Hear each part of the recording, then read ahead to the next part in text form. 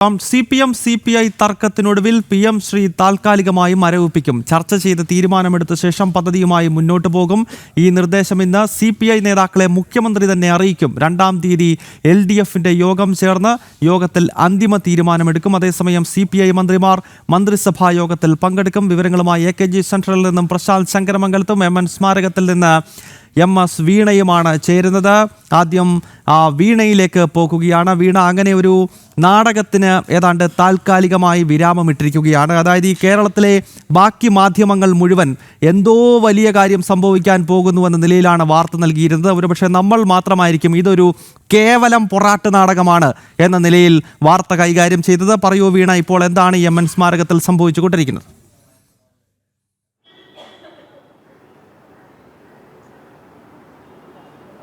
ഗൗതം, തുടക്കം മുതലേ ഈ ഒരു വിഷയവുമായി ബന്ധപ്പെട്ട് ജനൻ TV പറഞ്ഞിരുന്നത് ഈ രാഷ്ട്രീയ ഒത്തുകളിയാണ്, രാഷ്ട്രീയ നാടകം എന്നുള്ളതാണ്. ആ രാഷ്ട്രീയ നാടകത്തിന്റെ അവസാന രംഗങ്ങളിലേക്ക് എത്തി നിൽക്കുന്നുവെന്ന് നമുക്ക് ഈ ഘട്ടത്തിൽ പറയാൻ സാധിക്കും. ഇന്ന് രാവിലെ അടക്കം ജനൻ TV നൽകിയ വാർത്തയിലടക്കം പറഞ്ഞിരുന്നത് മന്ത്രിമാർ പങ്കെടുക്കില്ല എന്ന് മറ്റു മാധ്യമങ്ങളടക്കം വാർത്ത നൽകുമ്പോൾ പങ്കെടുത്താൽ നമുക്ക് അത്ഭുതപ്പെടേണ്ടിയില്ല.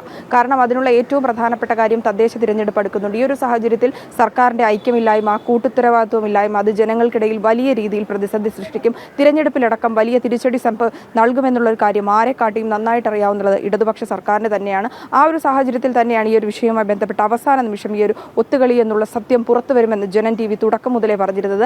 ആ ഒത്തുകളി നാടകത്തിന്റെ ഏറ്റവും അവസാന അന്തിമ പര്യവസായ രംഗങ്ങളിലേക്ക് എത്തിക്കൊണ്ടിരിക്കുന്നതിന്റെ ഏറ്റവും വ്യക്തമായ തെളിവ് തന്നെയാണ് ഇന്ന് നടക്കുന്ന മന്ത്രിസഭാ യോഗത്തിൽ മന്ത്രിമാർ പങ്കെടുക്കുമെന്നുള്ളത്. ആദ്യം മുതൽ തന്നെ ഈ ഒരു വിഷയവുമായി ബന്ധപ്പെട്ട് ഏറ്റവും എടുത്തു പറയാനുള്ള കാരണം, ഈ വിഷയങ്ങളിൽ ഏറ്റവും പറയാനുള്ളതിൽ ഈ മന്ത്രിമാർ പങ്കെടുക്കില്ല എന്നുള്ള തരത്തിലുള്ള വാർത്തകൾ പുറത്തു വന്നപ്പോഴും ഇതുമായി ബന്ധപ്പെട്ട് CPI സംസ്ഥാന സെക്രട്ടറി അടക്കം നിലപാട് വ്യക്തമാക്കിയിരുന്നില്ല. മൗനം തുടരുന്ന ഒരു സാഹചര്യമായിരുന്നു, പ്രതികരിക്കാതെ പോകുന്ന ഒരു സാഹചര്യമായിരുന്നു. കഴിഞ്ഞ ദിവസം അടക്കം ഈ വിഷയങ്ങളിൽ പ്രതികരണം തേടിയപ്പോൾ ലാൽ സലാം എന്ന വാക്ക് മാത്രമാണ് അദ്ദേഹം പറഞ്ഞത്. തുടർന്ന് ഇന്ന് രാവിലെയും അല്പസമയങ്ങൾക്ക് മുമ്പ് ബിനോയ് വിശ്വമിന്റെ അടക്കം പ്രതികരണം തേടിയപ്പോൾ പ്രതികരിക്കാതെ മടങ്ങുന്ന ഒരു സാഹചര്യമാണ് ഉണ്ടായിരുന്നത്. ഇത്തരത്തിൽ ഈ വിഷയവുമായി ബന്ധപ്പെട്ട് അറിവോടുകൂടി, അതായത് CPIയുടെയും CPMന്റെയും ഒത്തുകളിയുടെ ഏറ്റവും ഒടുവിലത്തെ ഉദാഹരണം തന്നെയാണ് PM ശ്രീ പദ്ധതിയിൽ സംഭവിച്ചിരിക്കുന്നത്.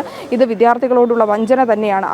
വളരെയധികം കേരളം പ്രതീക്ഷയോട് കണ്ടിരുന്നതാണ്. കേരളത്തിലെ വിദ്യാർത്ഥികളടക്കം PM പദ്ധതി നടപ്പാക്കുമ്പോൾ വിദ്യാഭ്യാസ രംഗത്ത് വലിയ മാറ്റങ്ങൾ ഉണ്ടാകുമെന്നും ആ പുരോഗതിക്ക് വലിയ സാഹചര്യം ഒരുങ്ങുമെന്നുള്ള ഒരു പ്രതീക്ഷ കൂടി ഉണ്ടായിരുന്നു. മറ്റ് സംസ്ഥാനങ്ങളിലടക്കം ഈ ഒരു പദ്ധതി വിജയകരമായി നടക്കുന്ന ഒരു സാഹചര്യം കൂടി നിലനിൽക്കുന്നുണ്ട്.